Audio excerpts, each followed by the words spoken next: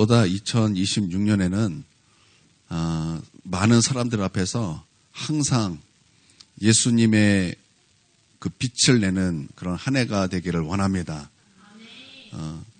우리가 살아갈 때 항상 우리에게 좋은 일만 있는 것이 아닙니다. 나도 남에게 상처를 주지만 남들이 또한 나에게 많은 상처를 줍니다.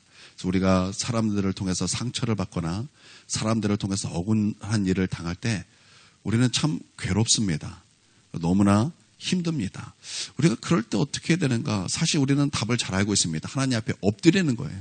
하나님 앞에 엎드려 기도하면, 성령 충만하면 하나님께서 우리 가운데 힘과 능력을 주셔서 이기게 하시고 기뻐하게 하시고 즐겁게 하시고 주님 바라보게 하신다. 이거 모르시는 분 다 어디 있습니까? 그렇죠? 근데 가만 보면은 하나님께서 어떤 것을 주실 때 직접적으로 주시는 것보다 간접적으로 주실 때가 참 많다라는 것을 제가 신앙생활하면서 참 많이 경험합니다. 이 간접적으로 주신다라는 것은 어떤 의미가 있냐면 하나님께서는 직접적으로 받아라 이렇게 주신다 이거보다는 하나님께서 과정을 통해서 주실 때가 참 많다라는 것입니다. 오늘 말씀도 바로 이것을 우리 가운데 말씀하고 계신데요. 우리가 원수를 긍휼히 여기고 또 원수를 위해서 기도하고 원수를 위해서 축복해야 된다는 거 너무나 잘 알고 있습니다. 근데 그게 쉽습니까?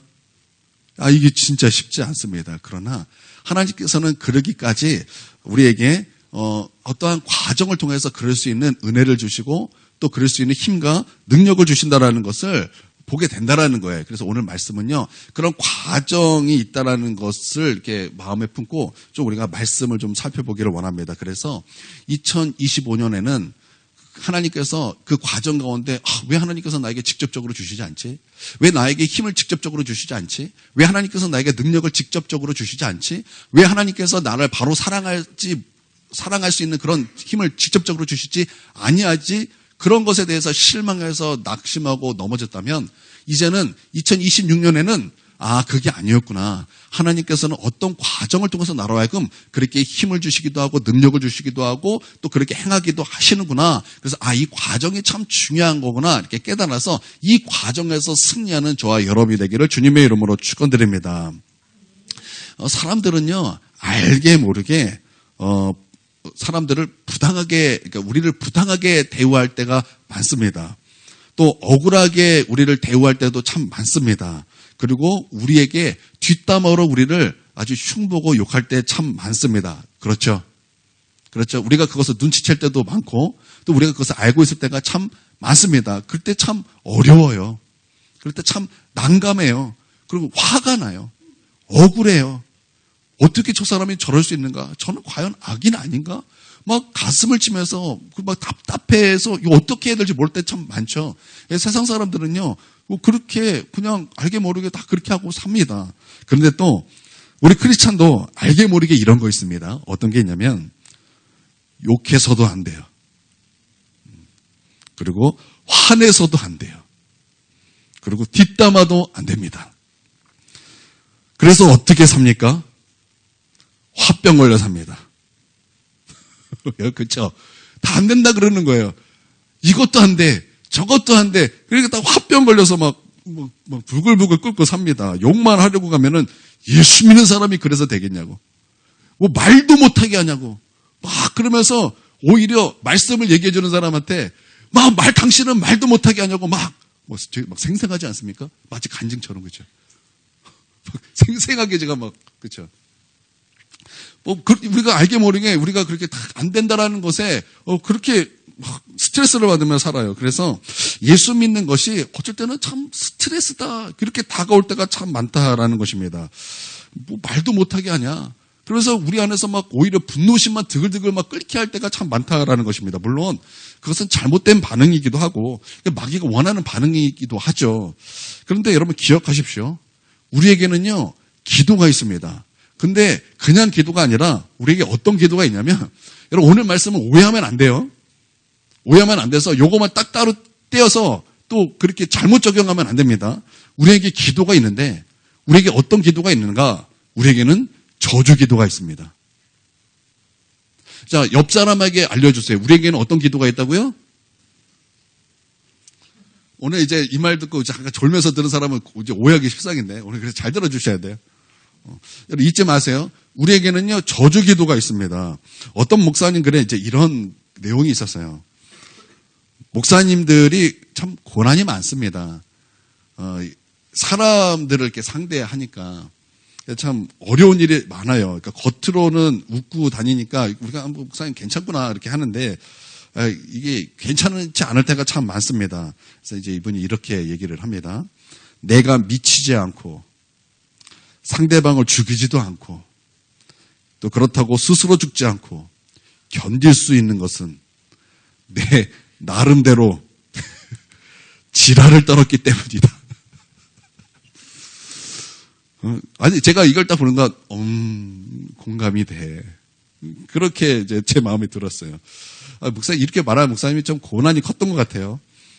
또 이어서 보면은 내가 한스러운 것은 좀 더 많이 시편에 있는 저주 시편을 읽었으면 좋았을 것을. 이런 생각 많이 했다라는 거예요. 시편 그 저주 기도를 많이 읽었다면 내 가족이 내 주변 사람들에게 더 많은 피해를 주지 않았을 텐데. 이렇게 이제 썼습니다. 그러니까 사람들 앞에 섰을 때 그냥 우아하게 또 거룩하게 서 있지만 너무 힘드니까 자신을 학대하는 거예요. 또 가족들이 너무나 가깝다 보니까 가족을 이렇게 학대했다라는 것입니다. 그러니까 가족도 힘들고 목사님 자신도 힘이 들었다라는 것입니다. 그러니까 목사님 가정에 참 상처가 많아요. 그래서 목사님 집은요, 자녀들이 딱 두 가지 반응이래요. 하나는 잘 크거나, 하나는 완전히 타락하거나. 근데 이 말을 누가 했냐면 저희 장인어른도 그 얘기를 하더라고요. 이렇게 이제 학교 교장 선생님이니까 학교에서 목회자 자녀를 본다는 거예요. 그러면 두 가지 부류가 나온다는 거예요. 하나는 정말 제대로 크거나 하나는 그 상처가 많아서 그런지 완전히 그냥 멋대로 살거나. 저는 깜짝 놀랐어요. 제가 그런 말을 제 장인어른한테 들을 줄 몰랐어요. 그러면서 우리 자녀가 좀 생각이 나더라고요. 그래서 오늘 말씀 준비하면서 우리 자녀에게는 내가 어떨까? 내가 나 자신도 학대하고 우리 자녀를 내가 학대하나? 없는 것은 아니지만 있는 것 같고 또 많은 것은 아니지만 또 그렇게 많은 건 아니에요. 있지만 그렇게 많은 건 아니다라는 거예요. 감당 못할 것을 감당해야 되니까 이제 그런 일이 벌어진다라는 것입니다. 우리도 마찬가지 아닙니까? 제가 뭐 예를 하나 든 것이지 목사만 그렇게 했습니까? 여러분의 삶은 안 그러겠습니까? 여러분의 그 삶의 무게도 어마어마한 거예요. 저는요, 저거 참 좋아요. 우리 교단은 칼빈 안 좋아해요. 칼빈은 너무 싫어하는 교단이에요, 우리 교단은. 그런데 칼빈이 말한 것 중에 하나가 참 잘 해석했다는 건 뭐냐면 만인 제사장 소리예요. 그러니까 목회자만 제사장이 아니다. 우리 모두가 제사장이다라는 거예요. 우리 모두가 다 성직이다라는 거예요. 목회자만 성직이 아니라. 그래서 저는요, 내가 그렇게 배워서 그런지 모를까. 목회자가 뭐 성직자다 옆에서 그러면 막 이게 뭔가 이상해요.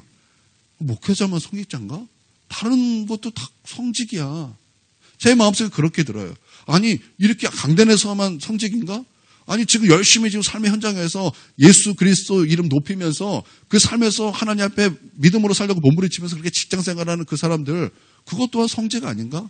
그러니까 목회자만 그런 것이 아니라 여러분 그 삶의 현장에서 얼마나 여러분 이런 아픔과 그런 상처가 얼마나 많냐 이 말입니다. 여러분 그렇죠? 어른만 그러겠습니까? 학생들도 나름대로 고통이 있고 아픔이 있잖아요. 그래서 너희가 무슨 고통이 있냐 그러면은 학생 나름대로 억울하잖아요.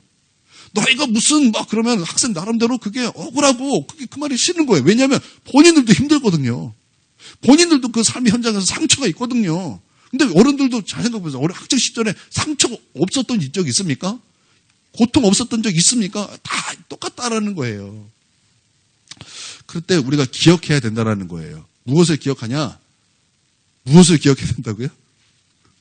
저주 기도가 있다라는 것을 기억해야 된다라는 거야. 오늘 좀 이렇게 해도 맞나 싶기도 한데, 예. 그리고 우리가 저주 기도 그러면은, 딱 어때요? 좀 약간 특히 거북하죠? 약간 특히 거북합니다. 이게 왜 그러냐면, 저주의 악센트를 넣어서 그래요. 근데 여기 악센트가 어디 있어야 돼요? 기도에 있어야 된다라. 그러니까 저주 기도 그러면 좀 이상한데 저주 기도 이러면은 좀 이해가 막 되죠, 그렇죠? 맞아. 악센트가 뒤에 있어야지. 그렇지 않습니까? 저주 기도가 무엇입니까? 기도예요. 기도한다는 것이 무엇입니까? 그러니까 사람에게 집중하지 않고 하나님께 집중한다는 것이고, 사람에게 향한다는 것이 아니라 하나님에게 향한다는 것이고, 나의 시선은 사람에게 준다는 것이 아니라 하나님께 준다는 것 아니겠습니까? 그럼 만약 사람을 만나서 사람에게 저주를 한다면 당장 싸움이 벌어질 거죠. 그럼 그러지 않겠습니까? 그렇게 되는 거예요. 그런데 하나님을 향해서 저주하면 그것은 기도가 되는 거예요. 이게 얼마나 좋습니까? 욱하는 마음, 욕하는 마음을 가득 품고 하나님께 하는 거예요. 우리가 그런 생각을 좀 낯설기도 하고 과연 그래도 되나 싶기도 한데, 여러분 이 마음을 가지고 하나님께 나아가는 거예요. 우리에게 그런 저주 기도가 있다라는 것입니다. 그래서 여러분 기도하는 사람은요 싸우지 않습니다. 여러분 명심하십시오. 기도하는 사람은 싸우지 않는다라는 거예요. 그런데 자꾸 싸우는 사람들이 있습니다. 사람들에게 자신의 감정을 푸는 사람들이 있습니다. 왜 그러냐? 기도하지 않기 때문에 그래요.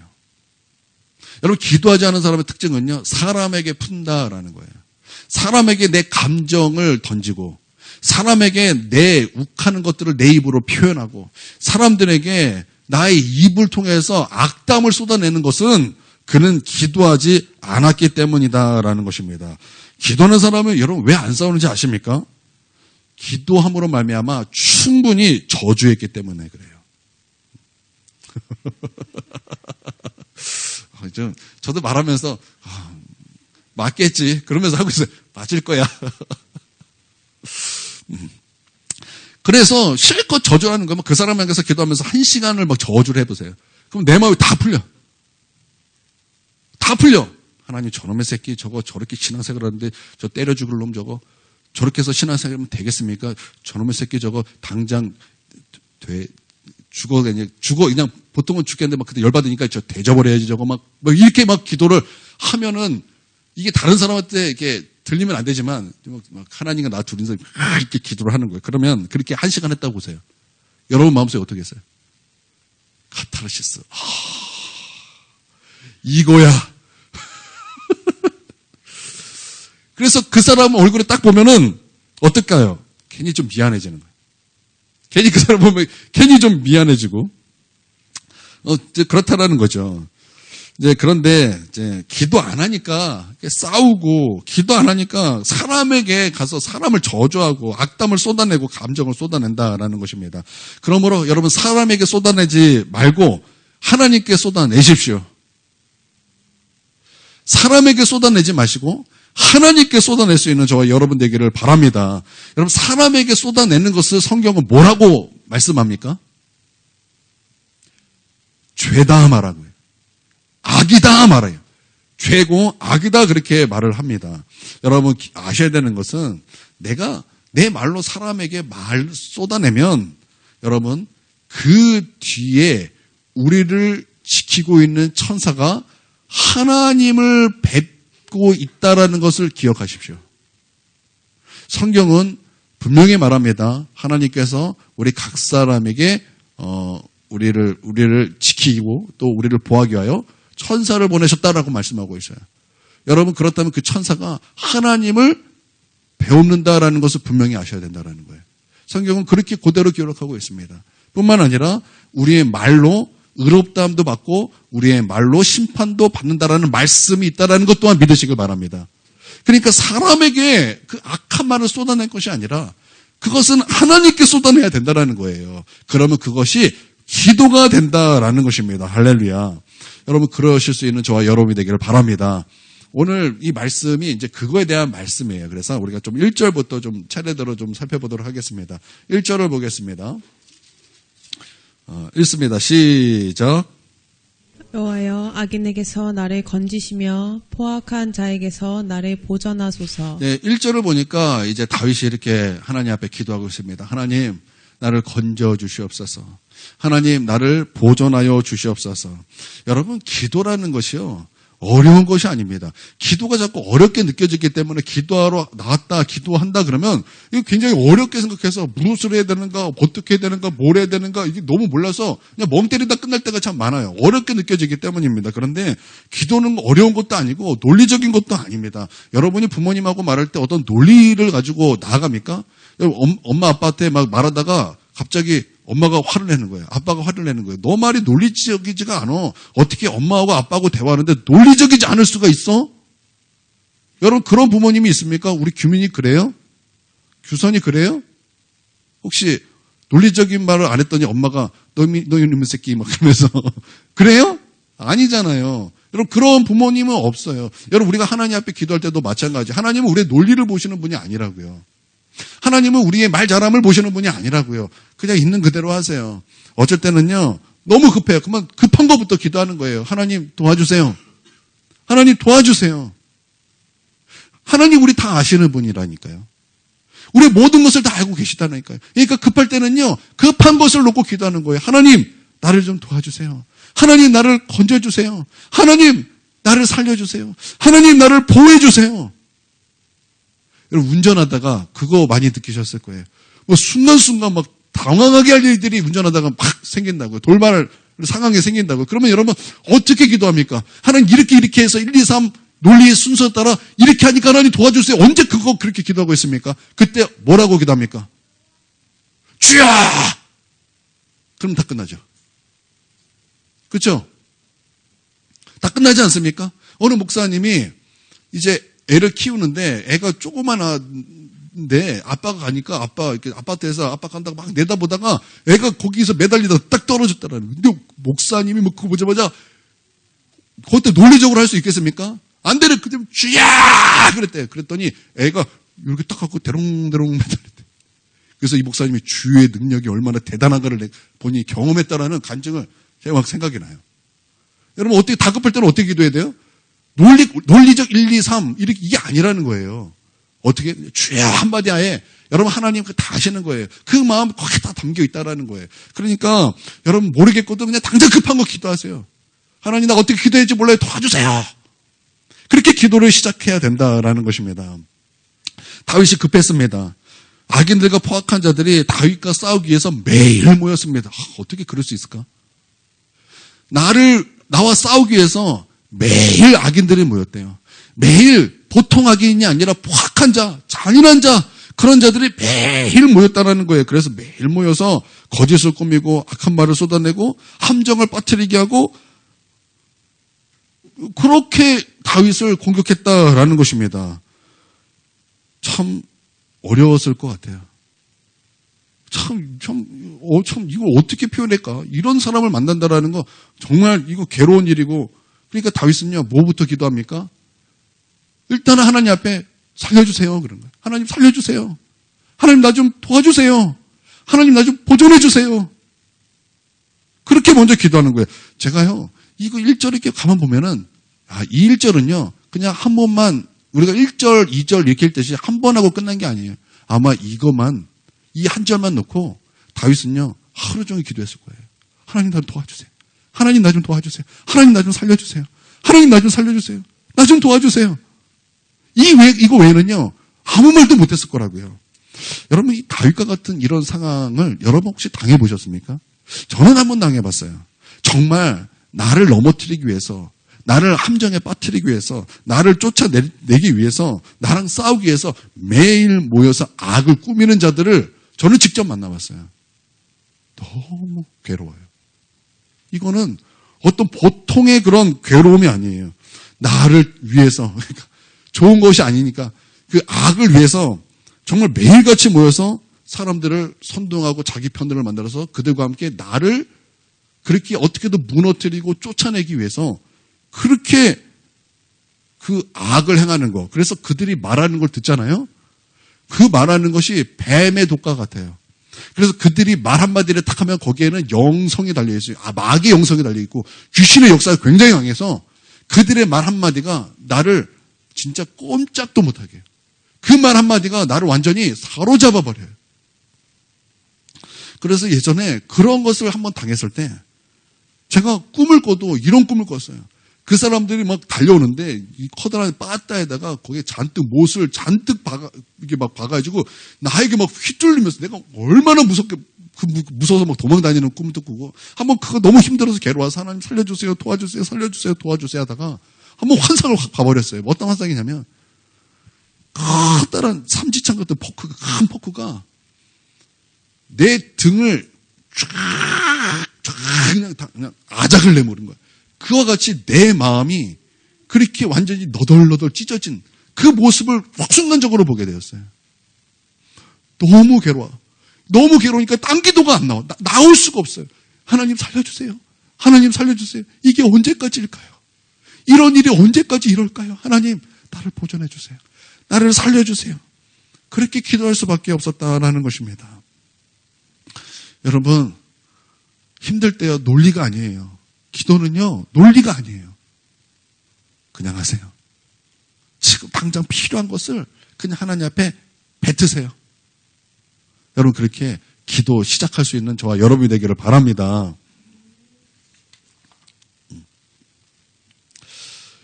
그러고 나서 이 다윗이 그런 것 같아요. 다윗이 그 삶 전체가 고난 아니었습니까? 고난이다 보니까 다윗이 하나님께서 그 고난을 통해서 배우게 하신 것 같아요. 무엇을 배우게 하셨나? 그 과정을 통해서. 이 다윗이 받았던 모든 고난은 다 사람에게 왔잖아요. 그러니까 다윗에게는 이런 믿음이 있었어요. 아, 사람은 소망 없다. 사람은 정말 소망 없다.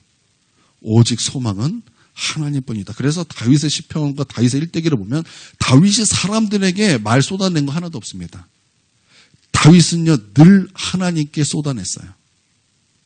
다윗은 늘 하나님께 쏟아냈다고요. 그리고 하나님 앞에 기도하면서 저주도 하고, 탄식도 하고, 괴롭다, 살려달라고도 말하고, 거기에 논리가 없어요. 진짜 그 진실한 그 마음을 가지고 하나님 앞에 다 쏟아내는 기도였어요. 다윗은요, 그렇게 하나님을 찾았다라는 것입니다.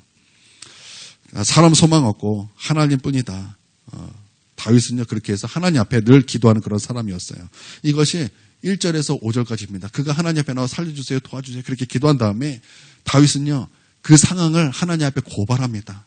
하나님, 저 악인들이 이렇게 행하고 있습니다. 저렇게 행하고 있습니다. 이렇게 모이고 있습니다. 저들이 얼마나 악을 행하는가. 하나님, 그렇게 하나님께 그들의 그 악을 막 고발하고 있습니다. 그게 1절에서 5절까지입니다. 우리가 이것을 마음에 품고 한번 1절에서 5절 한번 읽어보도록 하겠습니다. 시작. 여호와여, 악인에게서 나를 건지시며 포악한 자에게서 나를 보전하소서. 그들이 마음속으로 악을 꾀하고 싸우기 위하여 매일 모이오며 뱀같이 그 혀를 날카롭게 하니 그 입술 아래에는 독사의 독이 있나이다. 여호와여, 나를 지키사 악인의 손에 빠지지 않게 하시며 나를 보전하사 포악한 자에게서 벗어나게 하소서. 그들은 나의 걸음을 밀치려 하나이다. 교만한 자가 나를 해하려고 올무와 줄을 놓으며 길 곁에 그물을 치며 함정을 두었나이다. 예, 다윗은 1절에 나를 구원해 주시옵소서. 그렇게 하나님 앞에 기도하면서 하나님 앞에 지금 저 악인들이 얼마나 지금 악한 일을 행동하고 있는가, 그렇게 하나님 앞에 고발하며 하나님께 기도하는 것입니다. 그런데 놀라운 것은요, 하나님은요, 기도를 통해서 그 과정으로, 그리고 어떤 과정으로 인도하시는데, 참 놀라운 것은 기도가 점점 바뀐다라는 것을 우리 시편에서 많이 보게 됩니다. 이 말씀을 이제 이렇게 기도하고 다윗의 그 기도가 살짝 바뀝니다. 어떻게 바뀌냐면 6절, 7절에 보면 다윗이 이어서 이렇게 기도를 하고 있습니다. 6절, 7절 시작. 내가 여호와께 말하기를 주는 나의 하나님이시니 여호와여, 나의 간구하는 소리에 귀를 기울이소서 하였나이다. 내 구원의 능력이신 주 여호와여, 전쟁의 날에 주께서 내 머리를 가려주셨나이다. 자, 다윗의 기도가 좀 바뀌었어요. 어떻게 바뀌었습니까? 처음에는 나를 도와주세요, 나를 구원해 주세요, 나를 보존해 주세요, 그렇게 기도하면서 그들을 고발합니다. 그러니까 시선이 누구에게 향한 거예요? 내 고난, 내 고통, 그리고 나를 공격하는 악인들에게 시선이 향했는데, 다윗의 시선이 기도를 통해서 누굴로 옮겨주고 있어요, 지금? 지금 누굴로 옮겨주고 있어요? 하나님으로 옮겨주고 있습니다. 그래서 6절에 보면 내가 여호와께 말하기를 주는 나의 하나님이시니 여호와여, 나의 간구하는 소리에 귀를 기울이셔서 하였나이다, 이렇게 말하고 있습니다. 여러분, 여기서 다윗이 이렇게 하나님을 말하고 있어요. 내가 여호와께 말하기를, 이렇게 말하고 있어요. 여러분, 우리는 그냥 여호와 하나님, 그냥 우리가 그냥 하나님을 이렇게 표현하지만 여러분 구약에서 여호와라는 하나님의 이름은요, 보통 그냥 하나님의 이름이 아니라, 그냥 출애굽기에 나오는 그냥, 하나님이 I am who I am. 이거 자기 존재에 계시구나. 우리가 그렇게만 이제 알고 있지만 여러분 그런 의미를 더 넘어서 또 더 위의 의미가 있습니다. 그게 뭐냐면 여호와라는 것은요, 언약을 성취하시는 하나님 이런 뜻이에요. 그러니까 하나님과 우리와 언약을 언급해야 될 때, 또 언급이 성취를 말할 때 항상 하나님을 여호와 하나님이라고 언급이 됩니다. 이건 신약으로 말하면요, 아버지 하나님과 같은 거예요.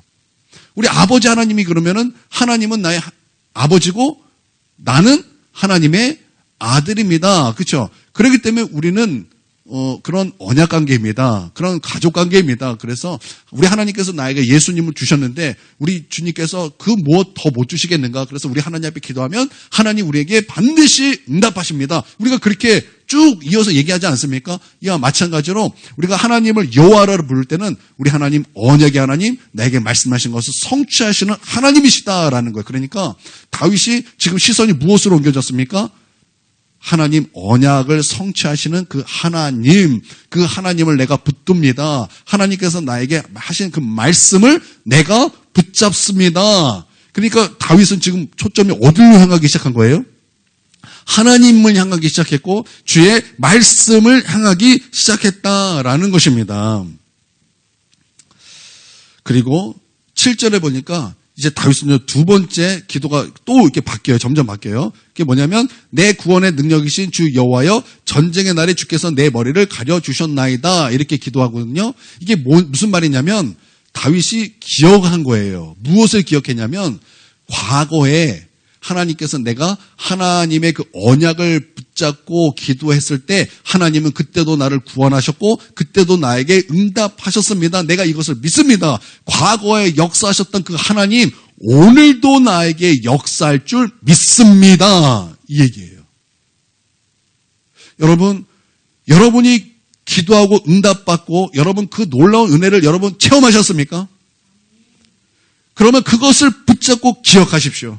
그리고 과거에 하나님께서 내가 약속을 붙잡고 하나님께 기도했을 때 하나님 응답하셨다면 하나님 오늘도 나에게 그렇게 동일하게 응답하실 것을 나는 믿고 확신하고 그 하나님을 신뢰합니다. 그렇게 하나님 앞에 기도하며 나가라는 거예요.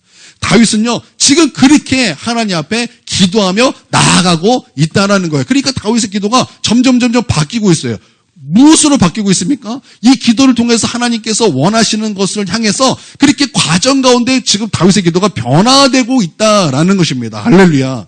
나는 여러분이 기도할 때 그냥 여러분 하고 싶은 얘기만 딱 쏟아내고 그냥 끝나는 것이 아니라 여러분 이 과정 가운데 하나님께서 이 구속의 과정, 이 응답하시기까지 모든 과정이 나는 여러분의 기도 가운데 있게 되길, 그래서 여러분이 그것을 보고 알게 되길 주님의 이름으로 축원드립니다.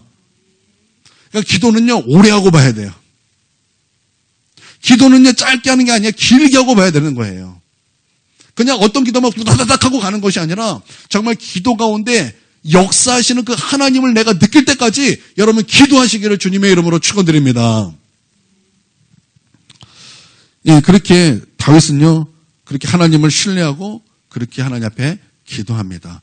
여러분, 우리가 예레미야 33장에 보면은 이런 말씀이 있죠. 이를 행하시는 여호와, 그것을 만들어 성취하시는 여호와, 그의 이름을 여호와라는 이가 이와 같이 이르시도다. 너는 내게 부르짖더라 내가 응답하겠고 너가 알지 못하는 크고 은밀한 일, 비밀한 일을 너에게 보이리라. 이렇게 말씀하고 있어요. 여러분, 그때 하나님께서 여호와 그 강조합니다. 이를 행하시는 여호와, 그것을 만들어 성취하시는 여호와, 그의 이름을 여호와라는 이가 이와 같이 이르시도다. 그러면 여러분 여기서 무엇을 말씀하는 거예요?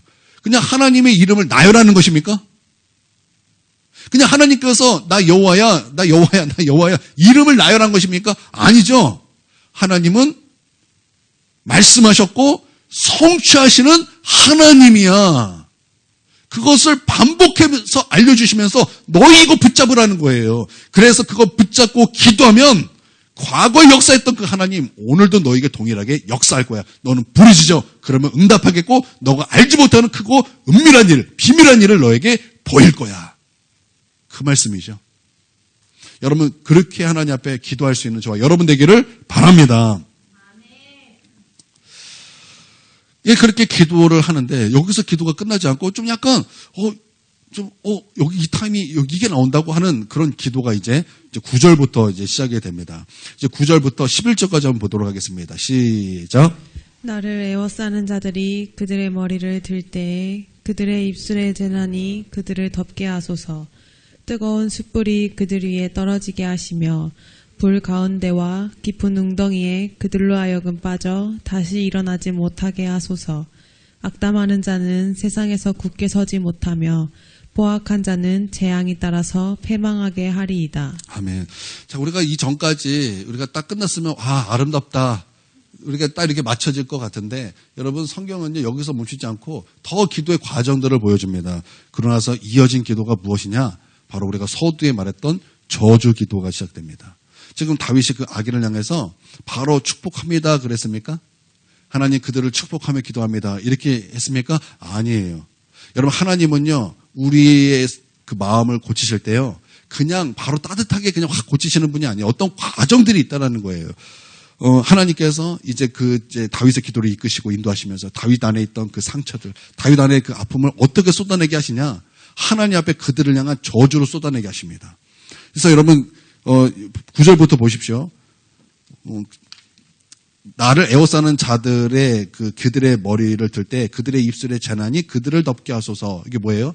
말한 대로 되게 해주세요. 그런 얘기죠. 10절에 보면 뜨거운 숯불이 그들 위에 떨어지게 하시며 불 가운데와 깊은 웅덩이에 그들로 하여금 빠져 다시 일어나지 못하게 하소서. 악담하는 자는 세상에 굳게 서지 못하며 포악한 자는 그러니까 재앙이 그 삶을 따라다니게 해주세요. 우리가 여기서 보면은 저주 이거 좀 약한데 그러는데 시편 109편 같은 거 보면은요 그거는 너무나 살벌해요.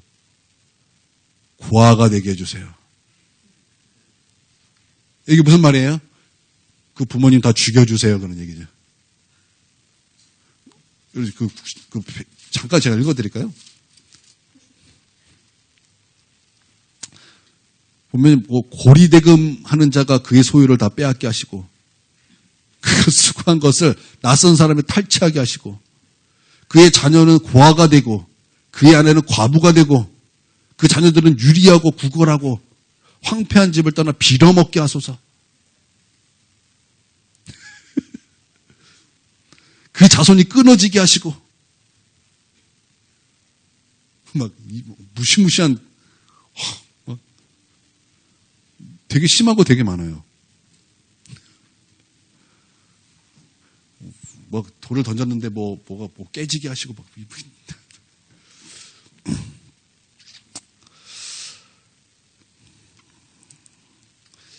이게 무슨 기도입니까? 지금 다윗이 무슨 기도하는 거예요? 그냥 기도가 아니죠. 저주 기도했다라는 거예요. 망하게 해달라고 기도했다라는 거예요. 여러분 크리스찬은 저주할 수 있습니까? 여러분 크리스찬 저주할 수 있습니까? 우리가 이거 너무 어려워요. 그렇죠? 이거 해도 되나 말아야 되나. 마틴 루터가 크리스찬은 저주할 수 있나 할 때 할 수 있다 이렇게 말했어요. 크리스찬은 왜 저주하면 안 돼? 이렇게 되묻습니다. 그런데 이게 중요해요. 그런데 크리스찬은 어떻게 저주하느냐가 중요하다. 이렇게 말하고 있어요. 어떻게 저주하느냐가 중요하다라는 거예요. 크리스찬은 어떻게 저주합니까? 기도로 저주한다라는 거예요. 시편을 분석해 보면 시편은 150편이잖아요. 그 중에 53편 정도가 이제 탄식시가 나오는데 그 탄식시가 거의 저주예요. 그러니까 3분의 1이 탄식시다라는 것입니다. 사도 바울이 로마서 1장에서 이 하박국 2장 4절의 말씀을 인용합니다. 어떤 말씀인지 여러분 혹시 아십니까?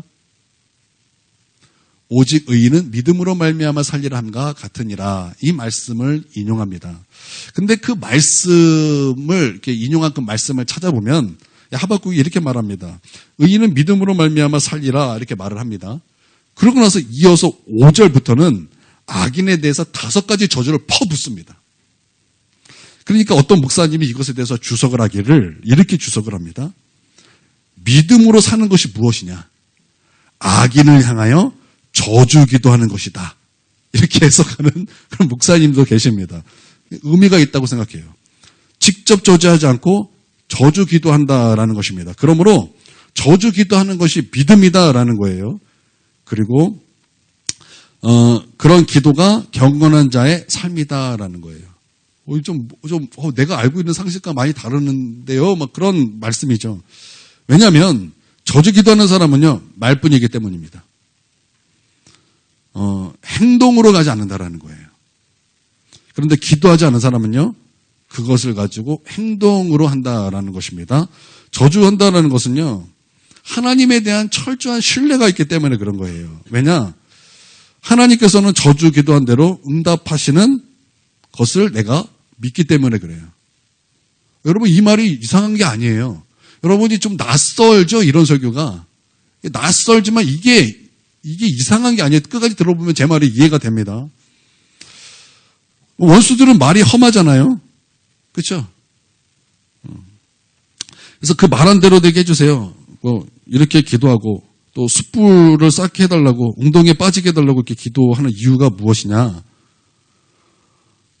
원수 갚는 것이 우리에게 있지 않고 하나님에게 있다라는 것을 믿기 때문에 그래요. 그러니까 하나님은 누구시냐? 우리의 원수 갚는데 전문가이시다라는 거예요. 그러니까 원수를 내가 갚아야 됩니까? 하나님이 갚으셔야 됩니까? 하나님이 갚으셔야 된다라는 거예요. 그러니까 원수는 하나님이 갚고 나는 무엇 해야 되는가? 우리 하나님 앞에 그 나의 원수에 대해서 그 마음을 하나님께 쏟아내며 기도해야 된다라는 거예요.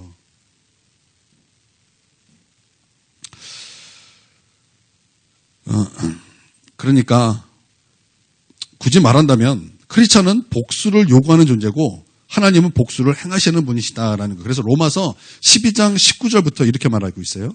내 사랑하는 자들아 너희가 친히 원수를 갚지 말고 하나님의 진노하심에 맡기라. 기록되었을 때 원수 갚는 것이 내게 있으니 내가 갚아주리라.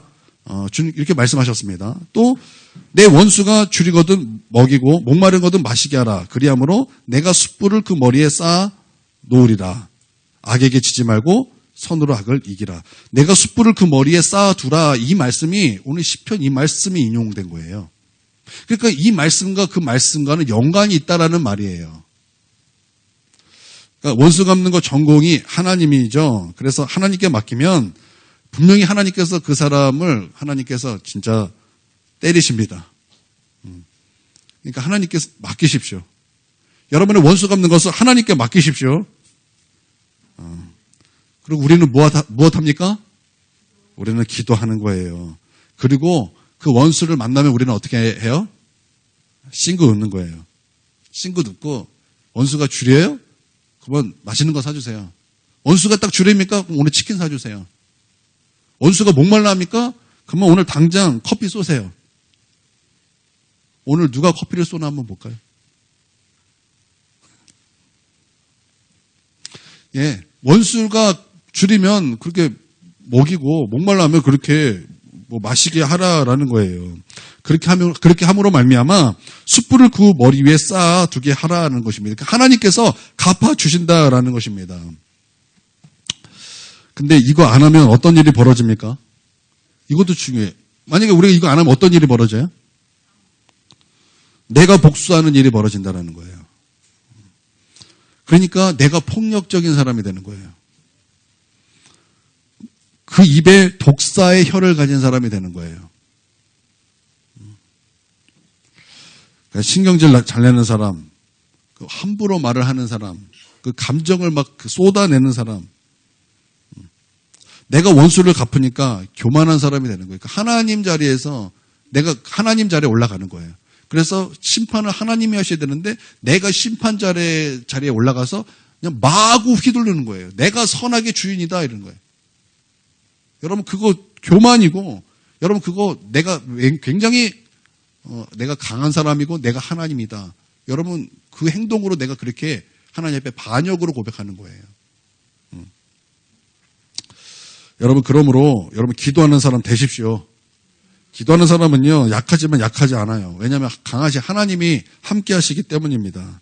여러분 거꾸로 하지 마십시오. 원수를 내가 갚는 것이 아니라 하나님이 원수를 갚게 하십시오. 그래서 여러분 막 기도로 쏟아내세요. 여러분 감정을 하나님께 쏟아내시라고요. 여러분 그러고 나서 원수를 보면요. 여러분 그렇게 막 그 분노가 이제 생기지 않습니다. 그러고 나서 원수를 보면 희한하게 좀 미안해지고 갑자기 불쌍해지고 국률한 마음이 막 부어지는 거예요. 여러분 그렇게 여러분 기도하실 수 있는 저와 여러분 되시길 바랍니다. 저주라는 말은 히브리어로 호의라는 단어거든요. 히브리어로 호의.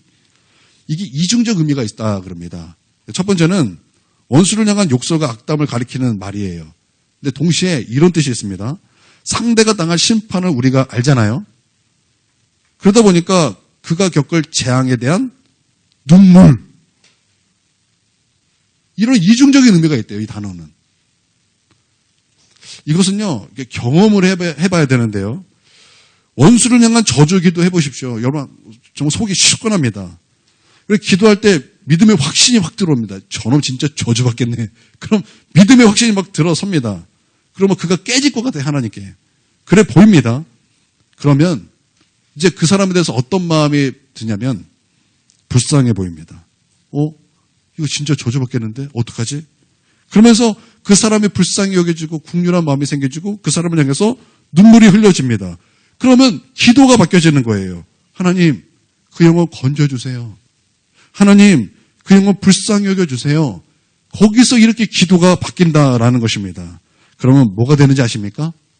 이제 그 사람을 위해서 기도하는 사람, 그 사람을 향해서 축복하는 사람으로 그렇게 변화가 된다라는 거예요. 그러니까 여러분 원수 갚아달라고 하나님 앞에 충분히 저주 기도하라는 거예요.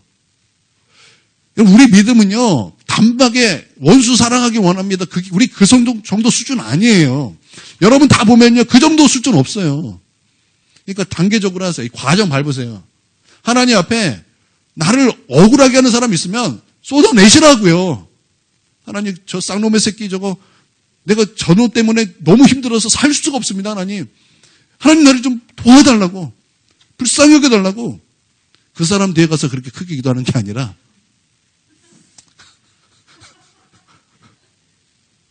오해하면 안 돼요. 하나님 저주 기도하라 그때 그 사람 뒤에 가가지고 막 저주 기도하면은 기도하다가 싸움 납니다. 그렇게 기도하는 거예요. 건너뛰지 마십시오. 차례로 하시길 바랍니다. 마틴 루터가 또 자꾸 오늘 마틴 루터 많이 얘기하네요. 그가 이렇게 얘기했어요. 하나님은 경건한 자의 할렐루야보다 죄인의 저주 기도를 더 기뻐하신다라는 거예요. 죄인이 저주 기도하면요, 하나님께서 웃으신대요. 저는 봐라, 실컷 저주하더니 나를 닮아가네. 저는 봐라, 저 수준이 자기 수준처럼 그렇게 막 저주 기도하더니 이게 내 마음을 이해하기 시작하네. 쟤 봐라, 저렇게 저주하더니 눈물을 인해 저 저주하는 자를 향해서 기도하기 시작하네. 불쌍히 여기달라고 기도하기 시작하네. 어머나, 얘 봐라. 이제는 축복 기도까지 하네. 그렇게 하나님께서 기뻐하신다라는 거예요. 그러니까 이제 끝까지 들어보니까 이제 제 말이 이해가 되시죠? 처음에는 왜 저런 소리를 하시는가 그런 눈빛이었는데 이제는 맞아요. 이제 이해하시는 그 눈빛이네요. 예, 하나님께서 여러분 그렇게 하신다라는 거예요. 그러니까 여러분 이건 체험해야 돼요. 여러분 기도를 통해서 하나님께서 여러분을 바꾸시는 것을, 여러분 이 과정을 체험하는 저와 여러분이 되길 바랍니다. 그리고 12절 13절 마지막 읽어보도록 하겠습니다. 시작. 내가 알거니와 여호와는 고난당하는 자를 변호해 주시며 궁핍한 자에게 정의를 베푸시리이다. 진실로 의인들이 주의 이름에 감사하며 정직한 자들이 주의 앞에서 살리이다. 예, 제가 서두에도 말씀드렸습니다. 하나님께서는 직접적으로 우리에게 주시는 것이 아니라 하나님은 우리에게 정말 주실 때 간접적으로 주실 때가 많다라는 거예요. 간접적으로 주신다라는 것은 과정을 통해서 주신다라는 거예요. 그래서 우리가 원수를 위해서 축복 기도하기까지 하나님께서는 이런 과정을 통해서 우리 가운데 이렇게 주시고 역사하신다라는 것입니다. 제가 몇 가지 또 예를 들어보면 이렇습니다. 내가 힘이 없어요. 그래서 하나님 앞에 하나님 힘 주세요. 그렇게 기도했습니다. 그러면 하나님은 여러분을 강하게 하시기 위해서 무엇을 주시는가? 힘을 바로 주시는 것이 아니에요. 무엇을 주시는가? 어려움을 주실 거예요. 어려움을 주신다고요? 그래서 그 어려움을 극복하는 과정에서 여러분을 강하게 하십니다. 여러분이 정말 지혜가 없어서 하나님 나에게 좀 지혜를 주십시오. 그렇게 여러분이 기도하실 것입니다. 그러면 하나님께서 여러분에게 직접적으로 지혜를 주시는 것이 아니에요. 여러분에게 무엇을 주시냐면 어떤 문제를 주십니다. 그리고 이것을 어떻게든 풀어냅니다. 그러면 그 풀어내는 그 과정 속에서 여러분을 지혜로운 자가 되게 하신다는 거예요. 또 여러분 어떤 용기가 없어요. 또 담대한 마음이 없어요. 그래서 하나님 앞에 하나님 나 좀 용기 좀 주십시오. 나는 왜 이렇게 쫄봅니까? 하나님 나는 왜 이렇게 마음이 작습니까? 나는 좀 담대한 마음을 좀 주십시오. 그렇게 하나님 앞에 간절히 기도할 때 여러분 하나님은 여러분에게 그냥 직접적으로 주시는 것이 아니라 어떤 극복해야 될 문제를 주시고 그 문제를 해결하는 그 과정 속에서 여러분을 강하고 담대한 사람으로 하나님께서 만드신다라는 거예요. 뭐 사람도 마찬가지예요. 사랑하는 사람이 되게 해주십시오. 그렇게 기도하면 하나님께서 여러분에게 여러분을 섬길 사람을 여러분에게 붙여주십니다. 그래서 그 사람을 섬기다 보면 그 사람에 대해서 헌신하다 보면 어느 순간 여러분은 사랑하는 사람이 되어 있다라는 거예요. 하나님은 이렇게 직접적으로 주시는 것이 아니라 이런 과정을 통해서 우리 가운데 주실 때가 참 많다라는 거예요. 그래서 오늘 말씀은 이렇게 말하고 있어요. 내가 알거니와. 내가 알거니와. 내가 뭘 안다라는 거예요? 내가 안다라는 거예요. 무엇을 아냐? 내가 하나님을 안다라는 거예요. 어떤 하나님을 아는가? 이렇게 과정 속에서 나에게 역사하시는 하나님, 이런 과정을 통해서 나에게 여기까지 인도하시는 그 하나님이신 것을 나는 정말 그 하나님 너무나 잘 알고 있습니다. 라고 말하고 있다라는 거예요. 여러분, 이런 하나님을 여러분 아시고 계십니까? 저는요, 나름대로 목회를 하면서, 하나님은 이런 분이십니다. 라는 것을 아는 것이 있어요. 그게 뭐냐면, 하나님께서 우리를 이끄실 때, 하나님은 꼭 좋은 길로 이끄시는 것이 아니라, 된통 어려운 길, 된통 힘들어하는 길, 그 길로 인도하실 때, 보통 그것이 100% 하나님이 인도하는 길이었어요. 그래서 저는요, 여기까지 오기까지, 저는요, 축복받으면서 온 적이 단 한 번도 없어요. 제가 교회로 옮길 때마다 한 번도 축복받으면서 옮긴 적이 없어요. 쫓겨나서 왔고, 거의 저주받으면서 왔고, 나가래서 왔고, 이제 그만해라 그래서 왔고.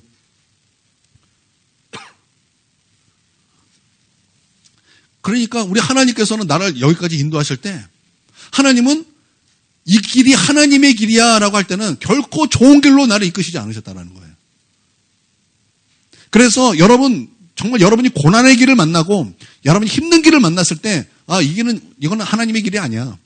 하나님의 길은 당연히 좋은 길이겠지라고 말한다면 내가 아는 하나님을 여러분에게 말하면 그것은 하나님의 길이 아니에요. 하나님께서 여러분을 인도하시는 그 길은 험한 길이에요. 험한 길이라고요. 쉬운 길 안 주세요. 고된 길을 주시고 고난의 길을 주시는 거예요. 거기서 너희가 싸우며 부딪히며 승리하며 나아가라. 그러면 너는 나의 능력을 또 나의 힘을 또 나의 은혜를 경험하며 돌파하며 기뻐하시고 원하시는 길로 나아가게 될 것이다. 할렐루야. 그렇게 하나님을 나는 안다라는 거예요. 그래서 이 다윗은 그렇게 고백하는 거예요. 내가 알거니와. 이 고난을 통해서 하나님은 나를 지켜주시고 보호해주시고 그렇게 하나님 앞에 살게 하셨습니다. 그러니까 다윗이 여기까지 오기까지 하나님은 그런 과정을 통해서 하나님은 다윗을 이끌어 주셨다라는 거예요. 그 과정 속에서는 무엇이 있었다고요? 저주 기도가 있었다고요. 그러니까 여러분 이 한 해 동안 여러분 정말 여러분의 원수를 만나고 여러분이 괴롭게 하는 사람을 만나고 여러분을 억울하게 하는 사람을 만났을 때 사람에게 풀지 마십시오. 여러분 부부라고 그래서 여러분 함부로 말할 권리가 없는 거예요. 자녀라고 말해서 여러분 함부로 말할 권리 없는 거예요. 하나님께 쏟으세요.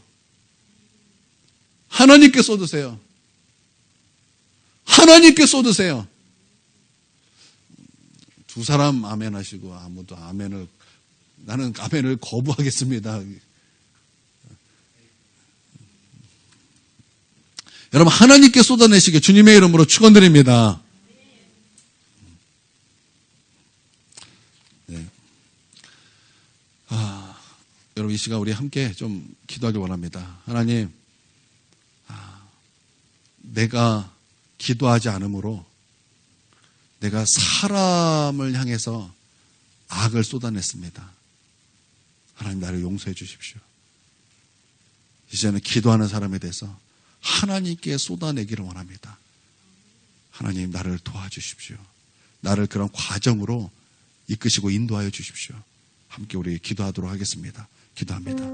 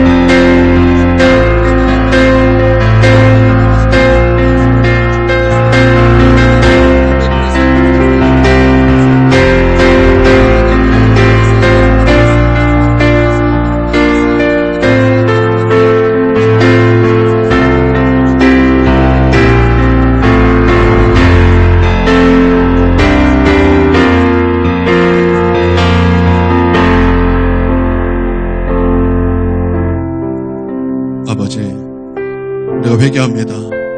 우리 하나님, 우리의 감정과 우리의 상한 마음을 사람에게 쏟은 것을 회개합니다. 주님, 우리를 용서하여 주시옵소서. 주님, 이제는 그 마음을 가지고 하나님께 나가길 원합니다. 하나님께 쏟아내며 하나님께서 그 과정 속에서 우리를 변화시키는 것을 우리가 경험하기를 원합니다. 주님, 우리와 함께 하시고 우리를 도와주시옵소서. 2026년에는 이런 과정 속에서 승리를 맛보는 주의 거룩한 백성 다 될 수 있도록 하나님 축복하여 주시옵소서. 감사 찬양 올려드리며 존귀하신 예수님의 이름으로 기도 올려드립니다.